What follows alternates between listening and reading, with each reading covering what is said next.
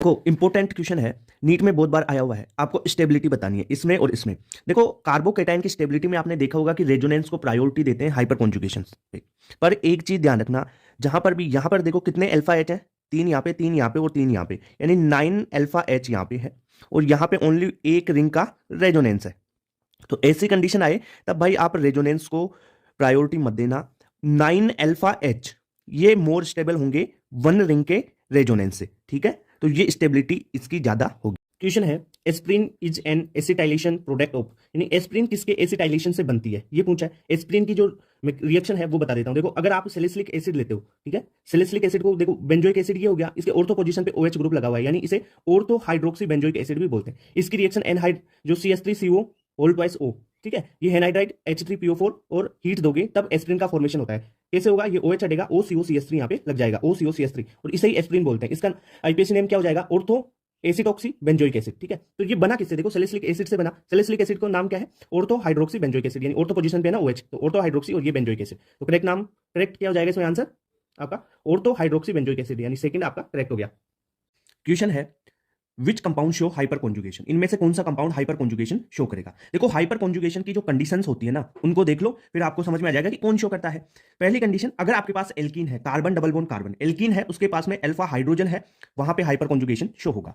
अगर आपके पास कार्बोकेटाइन है और उसके पास भी अगर अल्फा हाइड्रोजन है तो हाइपर कॉन्जुगेशन शो होगा। अगर आपके पास फ्री रेडिकल है, ठीक है, उसके पास में अल्फा हाइड्रोजन है, तो भी वहां पे क्या होगा, हाइपर कॉन्जुगेशन शो होगा। ये 3 कंडीशन है। कार्ब एनायन का ध्यान रखना, कभी भी हाइपर कॉन्जुगेशन यहां पे शो नहीं होगा। दूसरी बात, जो एल्कीन, ये एल्कीन है ना डबल बॉन्ड, इसकी जगह अगर आपके पास बेंजीन आ जाए, भाई ये लो benzene ring carbon double bond carbon, इसके पास भी अगर अल्फा हाइड्रोजन है तो ये भी शो कर देता है। ये 4 कंडीशन है बस, ठीक है। तो यहां पे इस क्वेश्चन में देख लो, ये डबल बॉन्ड, यहां पे अल्फा हाइड्रोजन, यहां पे अल्फा हाइड्रोजन, तो ये शो कर सकता है, करेगा। ये कार्बन आयन है, ये शो नहीं करेगा। ये बेंजीन है, इसके पास में अल्फा हाइड्रोजन, ये शो करेगा हाइपर कॉन्जुगेशन। यहाँ पे पॉजिटिव चार्ज कार्बोकेटाइन, इसके पास में देखो ये अल्फा हाइड्रोजन है ना, प्रेजेंट है हाइड्रोजन, तो ये भी शो करेगा हाइपर कॉन्जुगेशन। यानी ए हो गया, सी हो गया और डी हो गया, ACD करेक्ट आंसर हो गया फोर्थ। क्वेश्चन है, the oxidation of toluene to benzaldehyde by chromyl chloride is called. अब देखो आपने इटार्ड रिएक्शन पढ़ी होगी, वो रिएक्शन है ये, ठीक है, इटार्ड रिएक्शन। इटार्ड रिएक्शन है, इसमें क्या होता है, आपका जो टोलुइन है ये लिया अपन ने CH3, ये टोलुइन लिया। अब रिएक्शन करवानी है आपको क्रोमिल क्लोराइड से, ठीक है, CrO2Cl2 है क्रोमिल क्लोराइड। आप यहां पर CCl4 भी ले सकते हैं या CH2 आप सॉल्वेंट ले सकते हैं, ओके ठीक है, मीडियम। अब ये क्या होगा, सब इंटरमीडिएट बनाएगा पहले तो यहां पर CHOCr से एक OH जुड़ा है, 2 Cl जुड़े हैं, Cl2 का होल ट्वाइस बनेगा, ओके। फिर अगर यहां पर H3O यानी H+ दे दिया गया तो क्या होगा, H+ दे दिया तो यहां से आपका एल्डिहाइड का फॉर्मेशन हो जाएगा, CHO, ठीक है।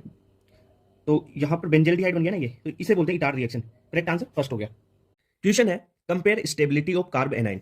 अब देखो कोई सा भी कार्ब एनाइन है ना, उसकी स्टेबिलिटी आप चेक करोगे तो क्या क्या स्टेप होते हैं। तो सबसे पहले मैं आपको कुछ स्टेप्स बताता हूं, वो फॉलो करोगे तो करेक्ट आंसर आएगा।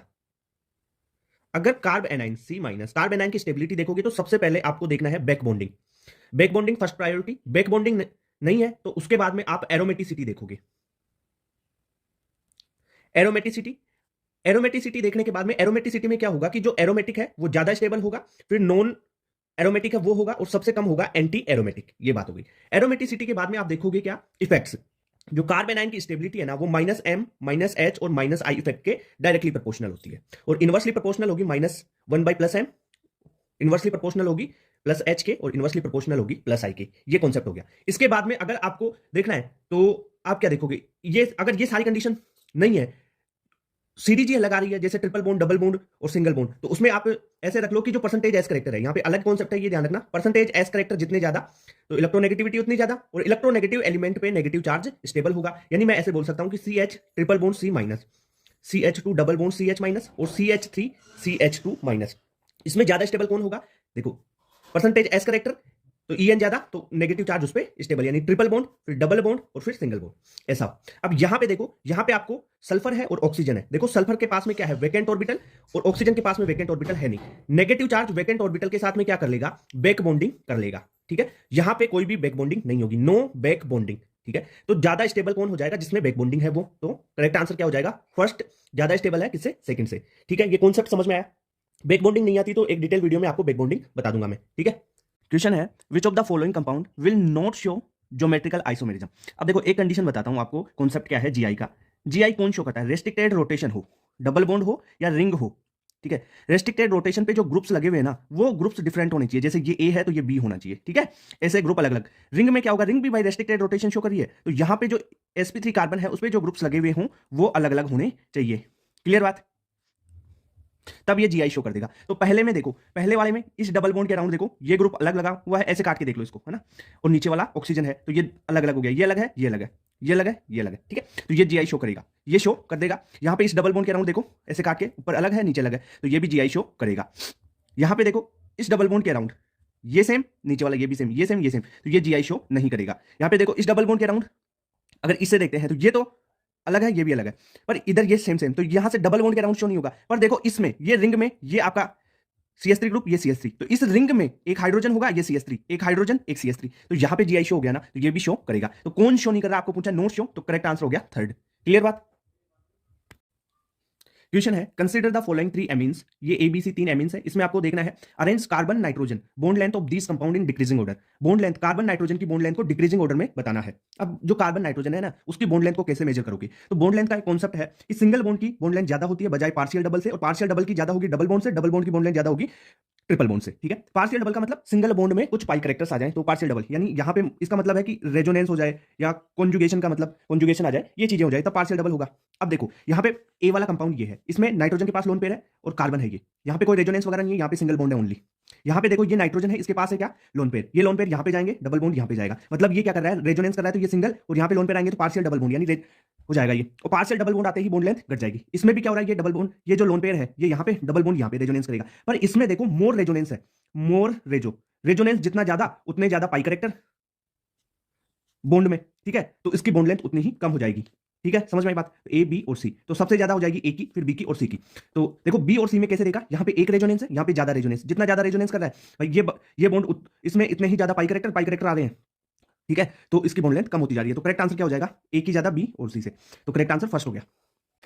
क्वेश्चन है correct order of heat of hydrogenation. अब देखो हीट ऑफ हाइड्रोजनेशन में आप ऑर्डर कैसे फाइंड आउट करो, heat of hydrogenation directly proportional होती है नंबर ऑफ पाई बॉन्ड्स के, यानी जितने ज्यादा पाई बॉन्ड होंगे हीट ऑफ हाइड्रोजनेशन उतनी ही ज्यादा होगी। अगर पाई बॉन्ड सेम आ जाए तब आप हीट ऑफ हाइड्रोजनेशन देखोगे जो एल्कीन है उसकी स्टेबिलिटी से, एल्कीन की स्टेबिलिटी जितनी ज्यादा हीट ऑफ हाइड्रोजनेशन उतनी ही कम। ठीक है सर। अब देखो एक कॉन्सेप्ट और बता देता हूं तुम्हारे को, ध्यान रखना स्टेबिलिटी का, अगर आपको कॉन्जुगेटेड एल्कीन्स मिल रही है ना, उनकी स्टेबिलिटी ज्यादा होती है आइसोलेटेड से, और आइसोलेटेड की ज्यादा होगी क्यूमुलेटिव से, यानी लगातार डबल बॉन्ड्स आए, है ना। जो ये रेजोनेंस में है यानी कॉन्जुगेटेड है, उनकी स्टेबिलिटी ज्यादा बजाय किससे, आइसोलेटेड से। ये देखो आइसोलेटेड है दोनों, और आइसोलेटेड की ज्यादा होगी क्यूमुलेटिव से। ये ध्यान रखना, कोई नहीं बताएगा, इंपॉर्टेंट पॉइंट है, क्वेश्चन आ सकता है यहां से, है ना। अब देखो आपको क्वेश्चन सोल्व करो। सबसे पहले तो देखो पाई बॉन्ड, इसमें कितने हैं, 2 पाई है, और इसमें 2 पाई बॉन्ड, इसमें 1 पाई बॉन्ड, इसमें 1 पाई बॉन्ड। अब देख लो क्या होगा कि जितने ज्यादा पाई बॉन्ड उतनी ज्यादा हीट ऑफ हाइड्रोजनेशन, यानी इन दोनों की हीट ऑफ हाइड्रोजनेशन ज्यादा, इससे ए और डी से। अब देखो क्या होगा कि एक एक है, तो आप स्टेबिलिटी पे चले जाओ। देखो इस एल्कीन में क्या है, ये एल्कीन है, यहाँ पे अल्फा एच नहीं है, यहाँ पे अल्फा एच है, 3 अल्फा एच, यानी इसकी स्टेबिलिटी ज्यादा, 3 अल्फा एच, तो क्या हो गया, स्टेबिलिटी ज्यादा, तो हीट ऑफ हाइड्रोजनेशन कम हो जाएगी, यानी सबसे कम होगी डी की। ठीक है, अब देखो डी के बाद में आ जाएगा ए, डी के बाद में ए। अब देखो बी और सी में, देखो यहां पे मैंने अभी बताया ना, कॉन्जुगेटेड की स्टेबिलिटी ज्यादा होती है किससे, आइसोलेटेड और क्यूमुलेटिव से। ओके, ये चीज समझ में आ रही है। तो अब स्टेबिलिटी ज्यादा तो हीट ऑफ हाइड्रोजनेशन कम, ठीक है, तो स्टेबिलिटी कॉन्जुगेटेड की ज्यादा थी तो हीट ऑफ हाइड्रोजनेशन इसकी कम हो जाएगी। ठीक है, ओके, तो देखो इसके बाद में क्या आ जाएगा, बी, और फिर आ जाएगा आपका सी। सी की क्या है भाई, सी है स्टेबिलिटी कम तो हीट ऑफ हाइड्रोजनेशन ज्यादा, और कॉन्जुगेटेड की स्टेबिलिटी ज्यादा तो हीट ऑफ हाइड्रोजनेशन कम। ठीक है, तो करेक्ट आंसर हो गया फोर्थ।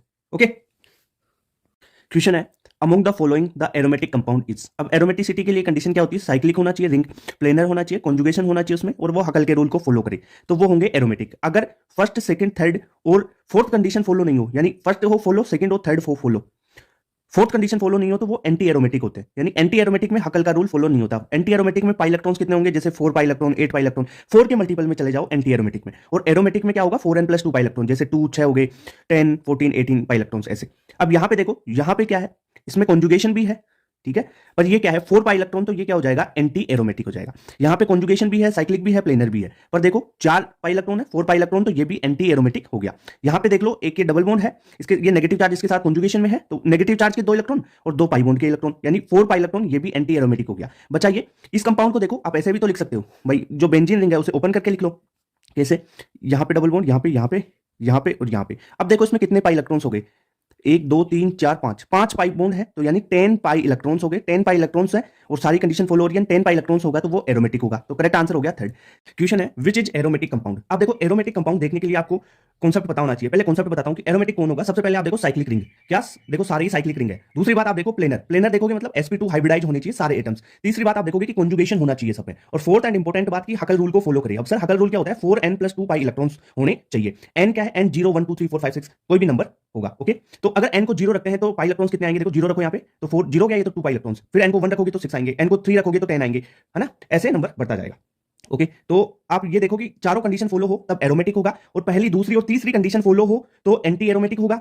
ठीक है, और अगर पहली या दूसरी में से कोई कंडीशन एक फॉलो नहीं हो रही है, तीसरी भी फॉलो नहीं हो रही है, मान लो पहली दूसरी फॉलो तीसरी फॉलो नहीं हो रही है, तो नॉन एरोमेटिक होते हैं। अब देख लो कॉन्सेप्ट के हिसाब से। देखो पहले वाले में क्या होगा कि देखो यहाँ पे पाई इलेक्ट्रॉन्स पर देखो साइक्लिक है। दूसरी बात प्लेनरिटी देखोगे तो यहाँ पे कुछ ये देखो ये एटम्स है ना, ये वाले ये क्या हो गए, sp3 हो गए तुम्हारे, ये sp3 हो गया, sp2 नहीं है तो ये तो होगा नहीं। अब इसमें देखो सारे एटम्स sp2 है। ओके, कॉन्जुगेशन भी है, देखो सब में कॉन्जुगेशन डबल बॉन्ड, एक छोड़ के एक single double single double single सब में है। यहाँ पे भी सिंगल डबल सिंगल सब में है, हेटेरोएटम आ जाए कोई दिक्कत नहीं, है ना। अब नाइट्रोजन के पास जो लोन पेयर होगा वो कॉन्जुगेशन में पार्टिसिपेट नहीं कर रहा है यहाँ पे, तो इसमें पाई इलेक्ट्रॉन्स कितने देखो 1 2 3 4 5 पाई बॉन्ड है, तो 10 पाई इलेक्ट्रॉन्स यहाँ पे हो गए। यहाँ पे गिन लो, दो इसके दो इसके दो इसके दो यहाँ पे दो यहाँ पे, तो 10 पाई इलेक्ट्रॉन्स इसमें भी हो गए। दोनों में 10 10 पाई इलेक्ट्रॉन्स, और पहली दूसरी तीसरी कंडीशन भी फॉलो हो रही है, तो ये हकल रूल भी फॉलो कर रहा है। तो ये क्या हो जाएगा, दूसरा और तीसरा क्या है, एरोमेटिक। तो करेक्ट आंसर हो जाएगा फोर्थ।